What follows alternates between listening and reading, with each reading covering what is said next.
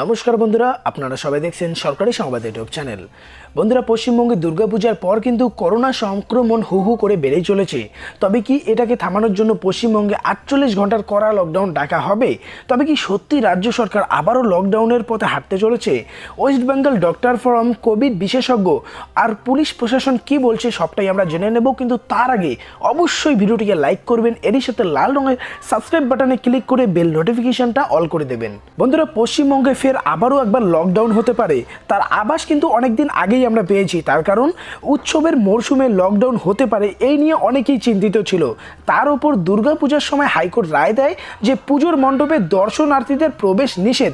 কিন্তু দুর্গাপুজোতে লকডাউন না করার ফলে কিন্তু দুর্গাপূজার আগে ও পরের পরিস্থিতি মূল্যায়ন করলে দেখা যায় যে কোভিড সংক্রান্তের পার্থক্যটা কীরকম। তবে বন্ধুরা, ইতিমধ্যে বৃহস্পতিবার সোশ্যাল মিডিয়ায় একটি খবর জনগণের কপালে চিন্তার ভাঁজ ফেলে দেয়। তার কারণ সেখানে বলা হয়েছে যে পশ্চিমবঙ্গে 48 ঘন্টার কড়া লকডাউন জারি থাকবে। কিন্তু বন্ধুরা, পশ্চিমবঙ্গে 48 ঘন্টার যে লকডাউন জারি হবে, এই খবরটা মুহূর্তের মধ্যেই বিদ্যুৎ গতিতে ছড়িয়ে পড়ে। কলকাতা পুলিশ, WDF ও কোভিড কমিটিগুলি সরাসরি জানিয়ে দেয় যে এই রকম তথ্য সরকারের তরফে প্রকাশিত হয়নি, খবরটি মিথ্যা ও ভিত্তিহীন বলে ঘোষণা করা হয়। রাজ্য সরকার এই রকম গুজবে কান দিতে নিষেধ করেছে সাধারণ মানুষকে।